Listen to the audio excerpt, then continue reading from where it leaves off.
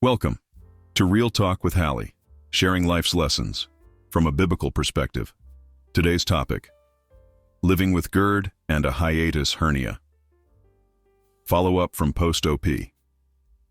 If you're enjoying Real Talk with Hallie, a great way of saying thank you is to subscribe and remember to set your notify for you won't miss out on future shares. Now here's Hallie. This is part 2 of acid reflux and what it can do to your body. Hey, welcome to Real Talk. I'm Hallie, and we're just going to get right to it. So we had talked on my other previous share that I had done, my video vlog, whatever you call it, about GERD and acid reflux, and you too may have acid reflux if you have. And if you hadn't watched that one, you may want to watch that one, then watch this one because it'll explain a little bit more what we're talking about. But here we go. So I had promised that I would get back with you after I met with my doctor. I had 4 endoscopies for those of you that are just jumping on for the first time within this past year. 4, yeah.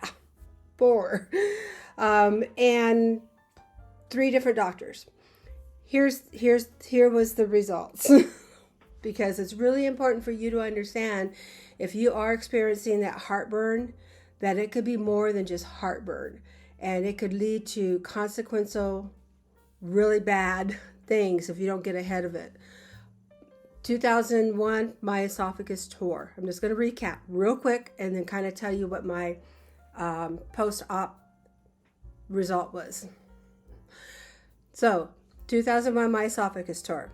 It was from acid reflux, GERD, over the years and years and years of it not being treated properly, because I did not know I had it, because I did not know that it was not normal to have acid in your throat. I grew up thinking it was normal. I didn't know any different. So when I had my esophagus tear, they went in a year later and they did what they call a nasopharyngeal, which is where they take the stomach, they pull it down, they wrap it, and it makes the valve to your stomach tight again for the acid to stay down in your stomach. So over the past 20 years, I've been doing pretty good. I mean, I'm on my Nexium medication that you have to take in order to keep your, it's called a PPI, proton pump inhibitor. And I noticed a few years ago that I started feeling kind of funky again up in here, and that tightening of the chest and the pain between your shoulder blades in the back and that heaviness.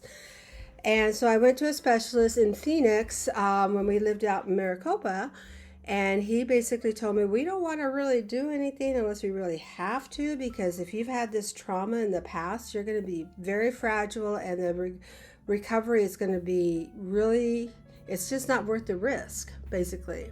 It's not worth the risk. And I said, okay, well, I'm okay, I'm fine. Well, it's gotten worse and worse and worse. So when we moved out here into our new area to get established with the new doctors and stuff, they had to do an endoscopy again to see what was going on in there. And so first I was like, okay, what's going on with this lady? You know, and they knew my history because I told them. So the long story short, I just went to a thoracic surgeon, top of the line guy here in my area, had the my 4th endoscopy done, and the result was this. And I'm telling you this because I really want to kind of scare you a little bit to get in there and get checked if you haven't gotten checked.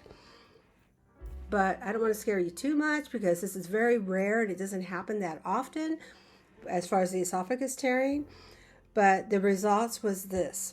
I have what they call Barrett's esophagus, which means that the acids in the bottom of my stomach where it comes up into my esophagus has irritated, and it's caused a change in the tissue in my esophagus. It's what they call Barrett's esophagus. It's a pre-cancer diagnosis. And if it's not treated, it can turn to cancer in your esophagus. Well, if you can't eat, what's going to happen? Right? You're going to die or go on a feeding tube. So keeping that in mind, I was hoping that they could do the procedure again where they wrap my stomach and bring it down and fix the hernia, but they can't, because my esophagus is too fragile and it doesn't have enough give for them to be able to pull it and to do the repair. It could kill me, and it's very likely it will. So the best thing to do for me, because I want to kind of hang around planet Earth, is to shake off a little weight. So if you're out there and you have a little bit of weight on, which you can look at me, I'm not that heavy. I mean, I got a little chunky dunk, but not much. And that's because I haven't been able to exercise, because when I do exercise, I hurt myself because of the hernia. Because my hernia, because it's come undone. Everything they did back in 2002 has come undone. So it's all up in my abdomen again. So because of that, I've kind of just...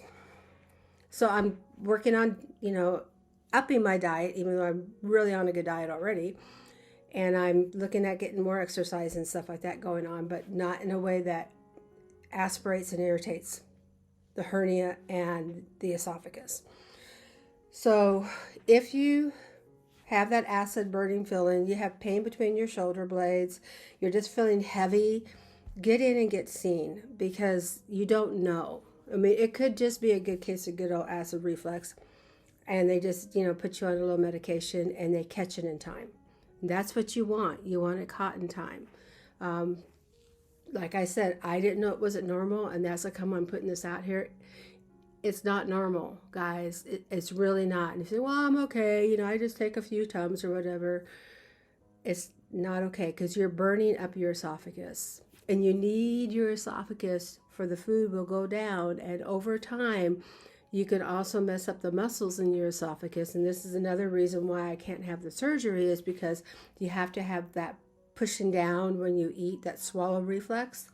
So between my esophagus being extremely fragile, the Barrett's throat, and it's not pushing down like it should, I'm not a candidate for that.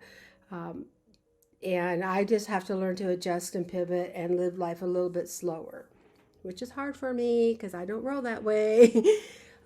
So please, I encourage you, if you are experiencing, like I shared on the other one, if you have burning, you might have GERD. If you're coughing a lot, you have dry throat, you might have GERD.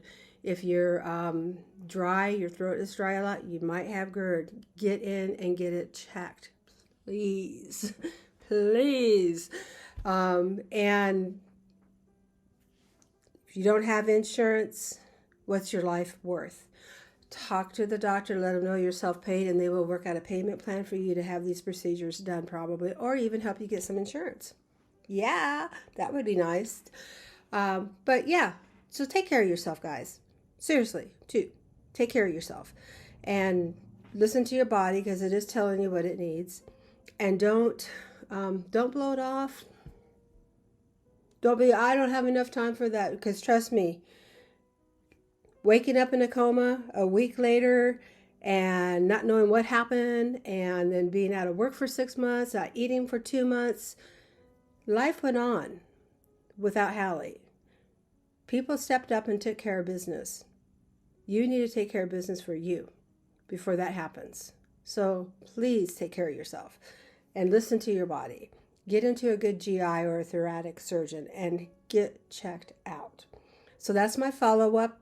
Told you I would let you know what the results were. So the results basically is no can-do surgery. You need to learn to live with it the way it is and pray and hope for the best. And God's good. He's faithful, and it's going to be fine. And when it's my time, it's my time. So, hey, until next time, I'll keep you posted. I'll continue to do our little shares and stuff like that. And I am going to be releasing one, if I haven't already, as far as, is it okay to be mad at God? That was a request from my granddaughter, and I told her I would do a share on that. And yes, it is, but you need to be wise and forgiving as well, because like even what's going on with me, God didn't plan this for me.